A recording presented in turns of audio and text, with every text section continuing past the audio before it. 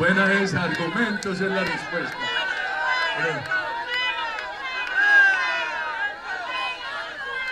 Pero sigamos aquí. Sigamos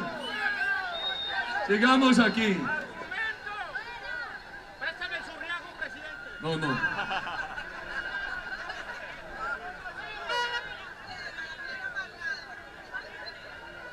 Sigamos aquí con argumentos. ¿Sabe qué me decía una señora? Concentrémonos nosotros. ¿Sabe qué me decía una señora de Villanueva en La Guajira? El jueves de la semana anterior, no de esta que termina. Me decía que su hija fue reclutada por la FARC. La violaron, la obligaron a entregarle el cuerpo a los cabecillas. Y después de que quedó embarazada, con fusil en el cuello la obligaron a abortar. Por alguna circunstancia la niña volvió a la casa y le preguntó a la mamá, mamá, ¿los van a castigar? Y la mamá dice, no, no hay castigo, no hay cárcel, no hay pena reclusiva de la libertad, ni siquiera los llevan a una colonia agrícola como habíamos propuesto nosotros. Y solo para los cabecillas. Nosotros nunca hemos dicho que lleven a la base guerrillera a la cárcel. Creemos que la base guerrillera hay que reinsertarla con toda generosidad, humanamente, pero sí hay que llevar a una reclusión, a un castigo, para que no haya mal ejemplo a los cabecillas. Y la mamá le explica, no hay castigo para los cabecillas. Pero la mamá le dice, pero adicionalmente los van a premiar permitiéndoles que los elijan. Tus violadores pueden ser elegidos concejales aquí en Villanueva, diputados en La Guajira, gobernadores, congresistas, a un presidente de la República. Y la niña dice, mamá, ¿se arrepiente? Piden perdón. Y la mamá le dice, en ninguna parte. La mamá dice que otro hermano leyó las 297 páginas y que no hay perdón ni arrepentimiento. Que al contrario, lo que ocurre es que la FARC, como ya lo hemos dicho en los videos, se burla de los ciudadanos que piden perdón y arrepentimiento. ¿Saben qué dijo la niña? Mamá, no los violaron, me obligaron a abortar, no los castigan, les permiten ser elegidos, no se arrepienten, no piden perdón, se burlan de las víctimas y quieren que los colombianos que hemos sufrido, dice la niña, como ella, perdonemos. Yo creo esto, queridos ciudadanos. La historia de la humanidad está llena de ejemplos. Que si uno que se siente alguien aquí en unas sillitas a tomarse un café o a tomarse un jugo, que vean pasar enfrente a una persona que delinquió, pero la sancionaron, se le mira con respeto, pagó la sanción. Pero si ve que camina enfrente muy orondo, se pavonea, una persona que cometió delitos y delitos atroces, que violó niños y no lo castigaron, y está orondo, quien lo mira sin respeto, lo mira con rabia. Cuando no hay castigo, no germina en el corazón de los ciudadanos un sentimiento de perdón, al contrario, se van anidando las peligrosas energías del rencor. Nosotros por eso creemos que este proceso le crea a Colombia un gran riesgo de que en lugar de que haya más reconciliación, puede haber más rencor, estimados ciudadanos. La extorsión, como el narcotráfico, tampoco la van a castigar. Oiga lo que dice el artículo 38. Dice que los delitos de la FARC para financiarse son delitos políticos, por ende no los sancionan. Ahí cabe el narcotráfico, al cual ya nos referimos. Cabe la extorsión, la minería ilegal. Entonces, ¿qué se le va a decir a las nuevas generaciones? A la ELN, a los disidentes de la FARC, a una banda criminal en el futuro. Unos muchachos que digan que se metieron al narcotráfico que para financiar una actividad insurreccional. Los van a meter a la cárcel, van a alegar ellos que no le dieron todos esos beneficios a la FARC. Eso genera muy mal ejemplo. El general José Hilario López, que fue presidente de Colombia en el principio de la nación, cuando terminó la guerra de los supremos dijo, olvidemos el pasado, pero seamos rigurosos con el futuro. Cuando no se es riguroso, se crean malos ejemplos al futuro. Cuando se adoptó la Constitución del 91, El mal ejemplo de haberle perdonado la extradición a Pablo Escobar generó mucho mal narcotráfico. Nos dijeron, bueno, ya se acabó el problema con el M-19, con el EPL, pero eso dio mal ejemplo y creció el problema con la FARC, con los paramilitares. Cada vez que hay esa impunidad total, se da mal ejemplo, estimados ciudadanos. Me decía un crítico, pero es que la cárcel no sirve para nada. Con esta crisis carcelaria, y de tener razón, no obstante que el gobierno nuestro hizo 11 cárceles. Pero le dije, habría sido partidario de que los paramilitares no fueran a la cárcel. Me dijo, no, eso sí tenían que ir a la cárcel, porque ocurre una cosa. Muchos de mis críticos dijeron, Uribe no llevó a los paramilitares sin 8 años a la cárcel. Y tenían razón, 8 años es muy poquito. Pero ahora sacan toda clase de argumentos para decir que la FARC no tiene que ir a la cárcel. ¿Por qué? ¿Cuál es la diferencia entre las masacres de los unos y las masacres de los otros? Y yo le decía, entonces con esa tesis tuya, abramos las puertas para que salgan de las cárceles los 140.000 presos colombianos, que en promedio han cometido delitos menos graves que los de FARC. Y me agregaba y me decía, pero es que, ¿para qué le sirve la cárcel a Timochenko, a Iván Márquez? Dije, recuerdo que el Centro Democrático propuso que si no querían cárcel, por lo menos pagaran la pena en una colonia agrícola, y tampoco aceptó el gobierno. Y me dice el interlocutor, es que la cárcel no reforma a esa gente. Aceptemos que no lo reforma, pero la pena adecuada disuade a aquellos que en la sociedad estén mirando qué pasa. En nuestra ciudad, en nuestro Valle de Aburrá, en mi generación, muchos compañeros, mucha gente de mi generación se entró al narcotráfico por el mal ejemplo, porque muchos ganaban plata con el narcotráfico, no lo sancionaban. Entonces los que vieron que ese delito era un delito que no se castigaba, dijeron, ese es el camino, consigamos plata que no nos van a castigar.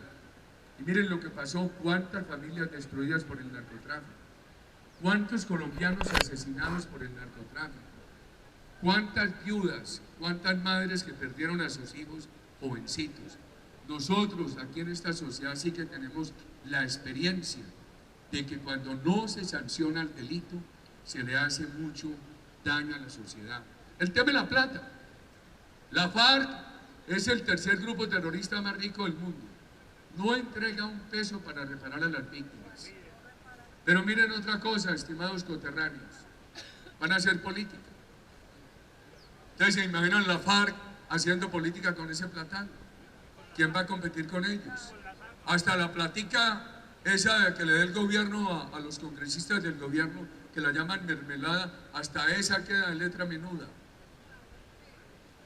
Dicen que van a entregar las armas. Primero nosotros nos tenemos que quejar, porque para el plebiscito ni siquiera habrán empezado la entrega de armas. A nosotros nos toca un plebiscito con la FARC armada y sin concentrarse. Y ya lo vivimos. En el 2014 amenazaban a los que iban a votar por el doctor Zuluaga. El año pasado en muchas partes del país amenazaban a quienes iban a votar por candidatos del Centro Democrático. Y ahora nos toca un plebiscito con la FARC armada, ni siquiera habrá empezado a entregar armas y tampoco estará concentrada. Asumamos que después entregan las armas. Manteniendo ese platal que tienen, pueden reponer todas las armas que entreguen. Que entreguen unas metralletas, unos fusiles, unas armas sofisticadas unas, viejas y anquilosadas las otras, anticuadas. Con ese platal reponen todas las armas que quieran. Y viene un tema jurídico. Yo lo voy a proponer el martes en el Senado. Alguien dijo, un jurista colombiano, que de todas maneras esa plata se les podía perseguir por la vía de la acción civil. Mentiras. Ellos van a alegar que nada de eso se habló en el acuerdo, y que lo que hay con ellos es todo lo que está en el acuerdo, y que como el acuerdo no los obliga a entregar plata, que esa plata les quedó legalizada. Veamos la política. A nosotros nos dicen, es que ustedes no quieren que Timochenko esté en el Congreso. No, porque no puede haber elegibilidad para quienes han sido criminales. Y Es que ustedes están en desacuerdo que tengan curules, no necesariamente. Los del no pensamos que puede haber curules, pero no en cabeza de personas que violaron niños, que masacraron, que secuestraron, no en personas responsables de delitos de lesa humanidad, y tampoco 26 curules. Imagínense ustedes, ¿para dónde va este país? La plata para hacer política. ¿Por qué le tienen que permitir a un grupo terrorista crear un partido político? Pero además le van a dar a ese partido, le van a dar hasta el 2022 el 15% del fondo que tiene el gobierno para los partidos políticos. Del 2022 al 2026, el 10%. De ahí en adelante el 5% sobre pretexto de que necesitan un centro de pensamiento. Y les dan 32 emisoras. 32 emisoras, estimados ciudadanos, ¿cómo les parece? A mí me dicen, hombre, es que es muy grave que le paguen a los reinsertados de la FARC. Yo no me opongo a que al guerrillero de base, mientras lo reinsertan, le ayuden con un auxilio económico. Pero mientras los colombianos tienen que trabajar para ganarse un muy bajo salario mínimo, ¿cómo se le da ese platal a los cabecillas de la FARC y a la política de la FARC? Para eso vamos a tener que pagar otra reforma tributaria, queridos ciudadanos. Y hay un tema que no han tenido oportunidades en el Frente Nacional de Gobierno. El Partido Comunista pudo ir al Congreso en las banderas del Movimiento Revolucionario Liberal del doctor López Miquelsen. El doctor Belisario Betancur les dio oportunidades. Allá conocí yo a Iván Márquez, que era representante a la Cámara, y a Braulio Herrera, que era senador. Y patearon esas oportunidades porque no se salieron de la FARC, siguieron matando, secuestrando. El doctor Andrés Pastrana les dio todas las oportunidades, no quisieron. Y una diferencia entre Pastrana y Santos: yo no apoyé al Caguán, les confieso. Y una voz disidente y solitaria, pero Pastrana no engañó. Por él votaron y ganó e hizo eso. Santos votó por Santos, votamos por otra cosa en el 2010. Y vean con lo que nos resultó. Vean con lo que nos resultó Santos. Como a mí me critican tanto y quien dice ser amigo mío tiene que llevar ese peso pesado de que me critiquen. Ay, vos amigo de Uribe. Vos amigo de ese paramilitar de Uribe. Hombre, defiéndanme con esto. Cuando yo terminé la gobernación de Antioquia, fueron los 2 diputados de la Unión Patriótica a esa oficina a decirme: gobernador, gracias, usted nos protegió. Y les dije: muchachos, ¿por qué no le dicen al país?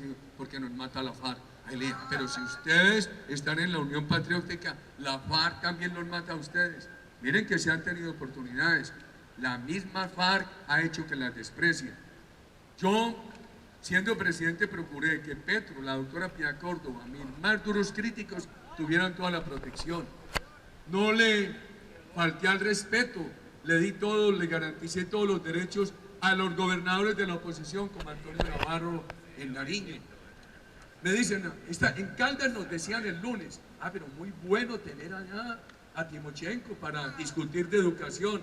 ¿Y por qué? Si quieren discutir de educación, discutamos con el doctor Sergio Fajardo. Que para discutir del agro, discutamos con el doctor Jorge Robledo. El doctor Jorge Robledo critica mucho en mis tesis, pero yo lo tengo que respetar, porque es un ciudadano honorable, un ciudadano que no ha estado en la violencia. ¿Por qué tenemos que ir a premiar con la elegibilidad a quienes han estado en la violencia? Y yo no entiendo por qué algunos países apoyan eso. En España hay un terrorista del País Vasco, Otegui, acaba de salir de la cárcel y dice ahora que lo elijan presidente del País Vasco, y el gobierno español se opuso. ¿Ustedes creen que Estados Unidos va a aceptar que allá los que cometen crímenes, los de ISIS, los terroristas, sean elegidos? O Francia, o Bélgica, y a nosotros sí nos recomiendan esa medicina. No, no, es una medicina muy bonita. Bien, esa es una medicina que viene en un empaque de paz y por dentro tiene veneno, por dentro tiene cicuta. Hay que tener mucho cuidado para tomarse ese frasquito, porque esa bebidita que nos dan el 2 de octubre nos la empacan en un frasco que dice paz y por dentro lo que tiene